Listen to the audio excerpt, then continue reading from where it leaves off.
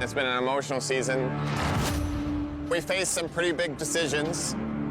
Buying Dominion scared me, but it looks like this purchase was worth it. Le total final s'élevait à 707 381. Cela nous assure une situation idéale pour les prochaines années. Je tiens vraiment à vous remercier tous. Après avoir confirmé l'ampleur monumentale de la découverte, il a passé un appel surprenant. Tout a été arrêté. Cette simple décision a déclenché une avalanche de spéculation, la valeur du trésor qu'il dissimulait s'envolant vers les 80 millions de dollars. Le pari fou de l'adolescent. Dès le départ, Parker a prouvé qu'il était « on ne peut plus sérieux ». Il n'a pas seulement utilisé le nom de sa famille. Il a mis son propre argent en jeu. Il a investi la coquette somme de 50 $ de sa poche pour louer un nouveau terrain. 3 miles de Gold Run jouxtant notre propriété et 1 mile de terrain sulfureux. Tu as acheté juste le terrain ou la propriété entière? Une affirmation sur laquelle il misait tout son avenir. On oublie souvent le poids énorme qui pesait sur ses épaules. Il ne cherchait pas simplement à prendre la relève de son grand-père ou à dénicher quelques pépites. Il visait une quantité d'or colossale dans l'un des districts miniers les plus réputés et compétitifs de la planète. Pour réaliser son rêve, il savait qu'il devait être plus malin et plus rapide que tous les autres. Dans une décision qui laissa perplexe nombre de mineurs chevronnés, le jeune prodige prit un choix stratégique audacieux qui allait marquer toute sa saison. Il décida de scinder son équipe, composée en grande partie de novices, en 2 groupes distincts, afin de les préparer aux défis spécifiques de l'Alaska. Ce choix allait tout changer, obligeant son exploitation à mener une double bataille. On a fait pas mal de récoltes avec ces averses de givre. Du coup, je pensais commencer par les ramener à la cour, et quand l'usine arrivera, on aura une réserve de foin prête à l'emploi. Jour après jour, d'énormes excavatrices creusaient la couche arable tandis que des bulldozers massifs déplaçaient des montagnes de terre gelée. Ce que beaucoup ignorent, c'est la monotonie abrutissante de ce travail. Ils ne trouvaient pas la moindre pépite d'or. Leur tâche consistait à gratter 9 mètres de profondeur. Il fallait retirer des couches de boue gelée pour exposer la couche de terre aurifère au faible soleil arctique. Au Yukon, c'était une course contre la montre et la température. Si le sol n'était pas dégelé, impossible de le traiter à l'usine de lavage, et donc pas d'or. L'équipe de Wolfcut vivait dans une atmosphère tendue, mêlant espoir et angoisse grandissante. Chaque jour passé à déplacer de la terre sans trouver d'or représentait des milliers de dollars de pertes en carburant et en salaire. Pendant ce temps, de l'autre côté de l'immense concession, l'équipe de la tranchée de dérive ressentait une toute autre pression. Sous la direction de Mitch et Tyson, les fidèles contremaîtres de Parker, leur tâche était à l'opposé de celle des mineurs. Ils ne pouvaient pas se permettre d'attendre le dégel. Il leur fallait trouver de l'or, et vite, pour assurer la pérennité de l'exploitation. Ils ratissaient méticuleusement chaque centimètre carré de leur zone désignée, tamissant sans cesse des échantillons de terre, l'œil rivé sur le moindre reflet jaune. On l'appelle pergélisol pour une raison. Non, parce qu'il est gelé en permanence. Franchement, ça nous faciliterait grandement la tâche s'il faisait plus de 35 degrés Celsius pendant au moins 4 heures. On a besoin de chaleur. On essaie de jongler entre le décapage et le terrassement. C'est étrange. Le monde minier, on peut passer à quelques mètres d'une fortune sans s'en rendre compte. Il creuse un trou d'essai et ne trouve un rien, puis déplace la pelle mécanique de 3 mètres vers la gauche et soudain, il tombe sur un filon. C'était un jeu de cache-cache géologique stressant et périlleux. Les semaines se transformèrent en mois, la pression montait et chaque dollar dépensé alimentait une question de plus, en plus pressante. Parker était-il un génie ou un fou qui avait tout misé sur du sable? La réponse était enfouie à 9 mètres sous la glace et allait tout changer. La tension palpable sur l'ensemble de l'opération avait atteint un point de rupture.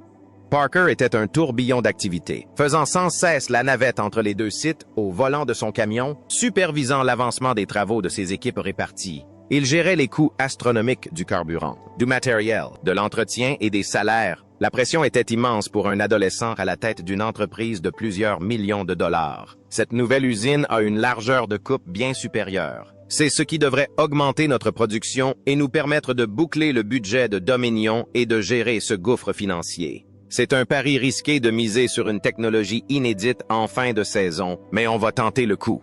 Le filon était riche, grumeleux, bref, tout ce qu'ils espéraient. Dès leur premier sondage, les tapis de la chambre de sondage s'illuminèrent d'un épais tapis d'or. Le sol gelé, leur pire ennemi, avait enfin livré son trésor caché. La foi de Parker en son plan à long terme fut enfin récompensée de façon éclatante. Mais l'histoire ne s'arrête pas là. Au moment même où les cris de joie retentissaient à Wolfcut, l'équipe de Driftcut découvrit elle aussi de l'or. Presque simultanément, leurs recherches patientes et méthodiques portèrent leurs fruits.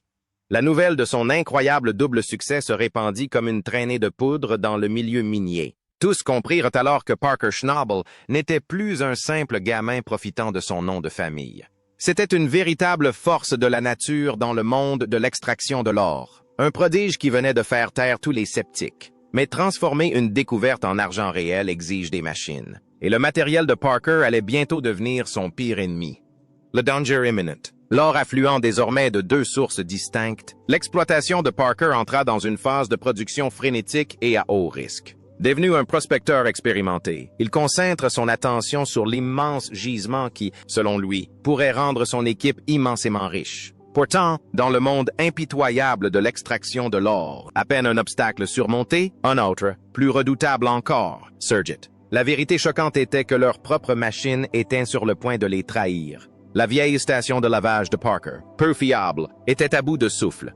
Il avait été contraint d'utiliser une machine de location pour poursuivre les travaux de terrassement. Or, son nouveau chef d'équipe, Uncertain Mark, détestait le matériel de location. Souvent vétuste et mal entretenu, il était particulièrement sujet aux pannes, surtout aux pires moments. Pour couronner le tout, Mitch, le meilleur mécanicien et contremaître de Parker, était absent, laissant l'équipe en sous-effectif à un moment critique.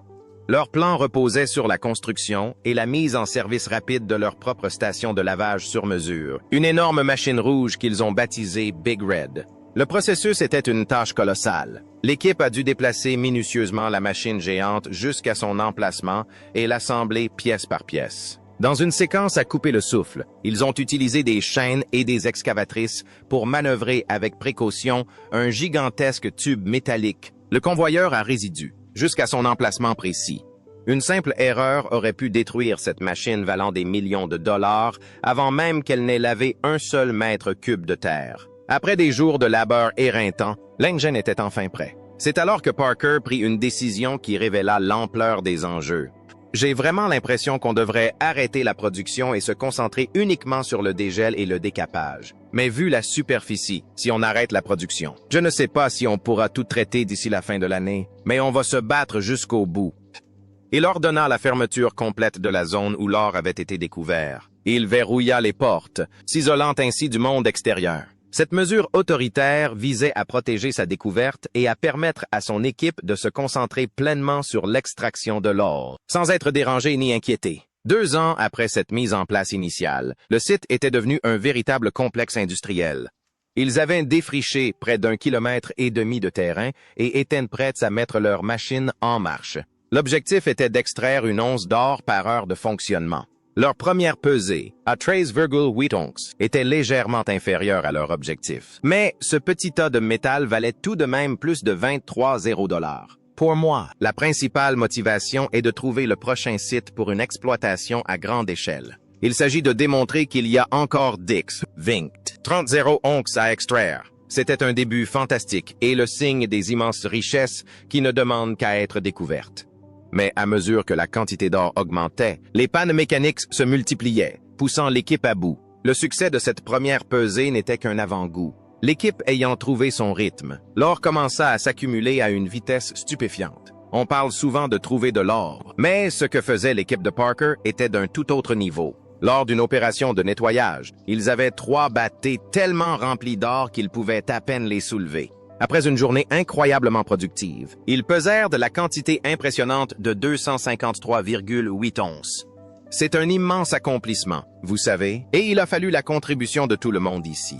Un excellent début. Mais ensuite arrivèrent les résultats de leur autre installation de lavage, une machine qu'ils appelaient Slowifer. Cette machine produisit l'incroyable quantité de 210 onces. L'équipe se rassembla tandis que la dernière énorme quantité de lingots nettoyés par Slowifer était pesée. Les chiffres sur la balance grimpèrent sans cesse, pour finalement s'arrêter à un chiffre stupéfiant de 360,5 onces. Cela représentait près de 6 cents $0 d'or provenant de leur deuxième meilleure machine. Ce fut le moment où tout bascula. C'est ce qui mena Parker à la décision ultime de se couper définitivement de tout accès à son esprit.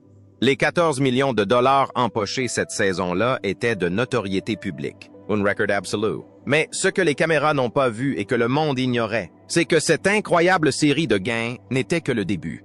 Des géologues et des arpenteurs, dépêchés sur place en secret, ont confirmé que Parker ne se trouvait pas sur une simple parcelle de terre fertile, mais sur le filon mer. Il avait découvert un ancien système de cascade enfoui où des millions d'années d'érosion avaient déposé une concentration d'or si colossale qu'elle en était presque mythique. La valeur estimée n'était pas de 14 millions, mais de 80 millions de dollars. Fermer les portes n'était pas seulement une question de protection pour une bonne saison, mais pour une fortune qui se transmettrait de génération en génération. Un secret si lourd qu'il pouvait anéantir tout le Klondike.